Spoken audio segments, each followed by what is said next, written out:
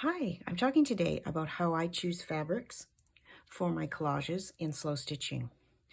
I dye a lot of my own fabrics, and here's some examples, and I'll go over how I achieve the colors in the different types of fabrics.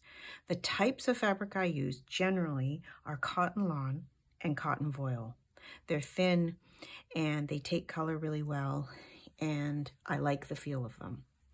So first here, this first stack, here's some examples of more traditional dyeing with the colors are bright, and I really like the results with them.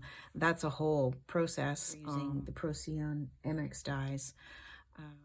So that's a more traditional way of dyeing to get these bright colors.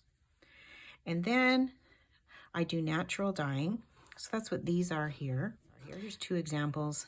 This is dyeing with beets, and this is purple cabbage. They're more muted colors, more natural looking colors. So they're nice to use. And then here's some little examples that I get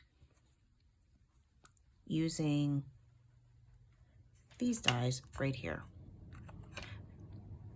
This is Jacquard Dynaflow. I bought this in a set. It's not overly expensive actually for what you get, and so this was a little sample pack of a bunch of different colors.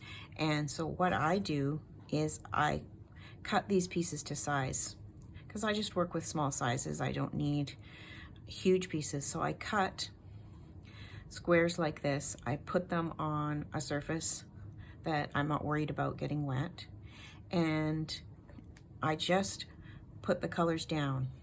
I spray them with water sometimes. That's how I get some of these effects, and let them kind of soak in, and it changes the effect. You can just play, and pieces like this, I've added more than one color and more of some, and it's really just a process of experimentation.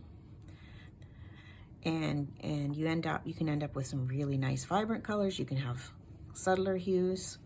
So that's a really nice way to get some nice colors if that's what you're looking for, which I really like to work in bright colors. So look at that. See, isn't that beautiful? So those are 3 different ways that I get the dyed fabrics that I use. Here's an example of those dyed fabrics in a piece that I've just started. So I've made a collage here, and I've just put a few stitches in to baste them in place. This is a piece of felt. This one, compared to some of my other pieces, it's a very minimal collage. And as I go, I may add other pieces, I may not. It's ready to stitch, everything's in place. The piece at the very back is made with these Dynaflow paints. This piece and this piece are more of a traditional dye method to get those vibrant colors. This is actually a little piece of silk. And now I'm ready to stitch. I've chosen some floss colors. I think I'm going to choose a few more, but these are the colors I use just for basting. And I go through this whole process in another video that I will link, where I take you from start to finish of a piece. And it's quite a long video. It's almost an hour long. And I give all the details, including tools that I like to use. Here's 3 different types of needle threaders. I'm starting to collect them now. They all have pluses and minuses about them. I also have another larger needle threader that I use. And if you know any really good needle threaders, please let me know. I would love to collect more. So the answer to the question of how I choose fabrics is that it's really about color. So having a collection of fabrics in bright, bold colors to choose from is key for me in creating a collage. I place them beside each other and see how they play off each other.